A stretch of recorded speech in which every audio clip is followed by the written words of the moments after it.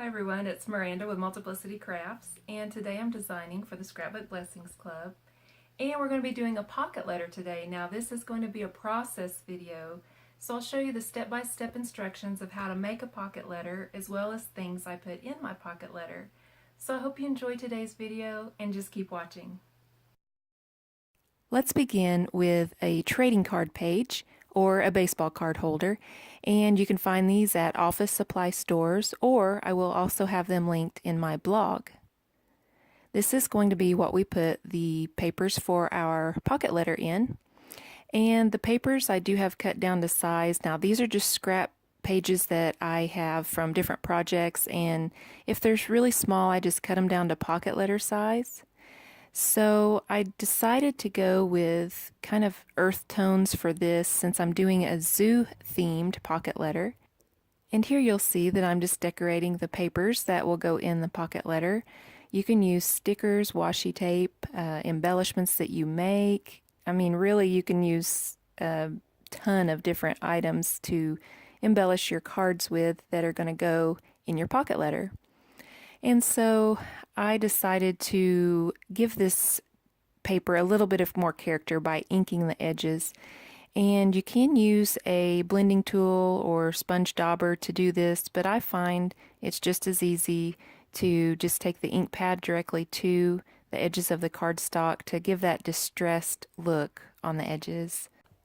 Once I have all of my edges inked, I will go ahead and let them dry.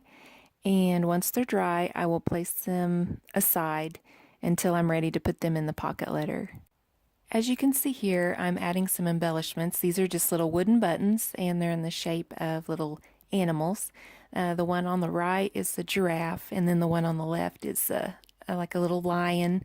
And so those are really cute, and I just kind of wanted to line those up, so I put them side by side. Now the next row of animals I'll be doing are just going to be some stickers that I placed on some backgrounds to look like little nature scenes. And I'm just gluing those down onto the earth tone colored cards. And I'm just using my glue runner to do that.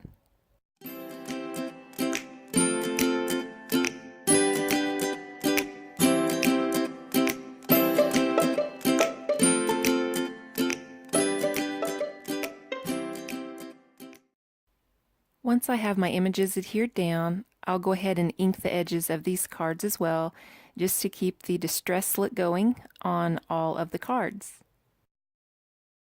Okay, so now I'm ready for my top row, and I decided to go with the same earthy green that I used on the bottom row. And again, I'm just inking the edges. And on this far left card, I have these little bear die cuts that I was gifted, and so I am coloring those in with the colored pencil, and I'm going to adhere those down with my glue runner. And that's the good thing about swaps and Happy Mail and things like that, is you can get some little embellishments and things gifted to you that you can use in future projects.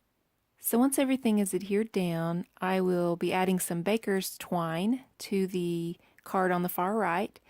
And this is just some baker's twine samples, and I'll also be adding some ribbon samples. And this is for my recipient of the pocket letter to enjoy and use on her crafts. And I'm just wrapping this around, and I just taped it on the back to secure it. And the reason I chose the baker's twine is because sometimes the thicker ribbon is a little bit bulky to fit in the pocket letter.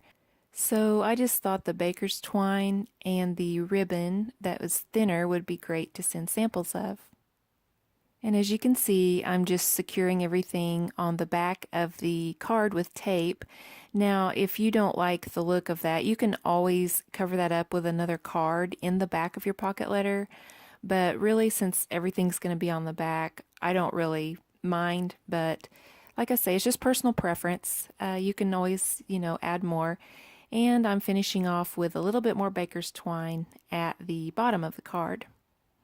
So here's what everything looks like laid out, and I'm going to go ahead and start placing everything inside my trading card holder. And here, if you want to press pause and read, this is what all is going in my pocket letter. And I also have additional ideas for what you can put in your pocket letter on my blog. So once everything's in place, I'm going to go ahead and add my goodies. And in the bottom corner, I'm adding some flower seeds. And you can see there in the window. And the middle one, I'm adding some makeup samples. And you can get really creative with what you add in your pocket letters. And this one, I'm just adding some little brads, and those will be nice embellishments for her future crafts. So this pocket is getting a recipe. And the next pocket, I just put in my information, a little business card with my website for my blog and just my YouTube information, things of that nature. In here I'm putting some little animal aquatic stickers and some little monkey stickers to go with the zoo animal theme. And I just put those in a little clear bag that you can get to hold jewelry or little items. And same thing here, I have some little wooden cutouts of some trees to kind of go with the nature zoo theme, adding behind that pocket. And then in the top left corner, I'm adding my letter to my pen pal. And notice in the top right corner, I didn't add anything, and that is because I already had the baker's twine and ribbon samples there for the goodies for that particular pocket. So when I turn it over, you can see everything there at a glance.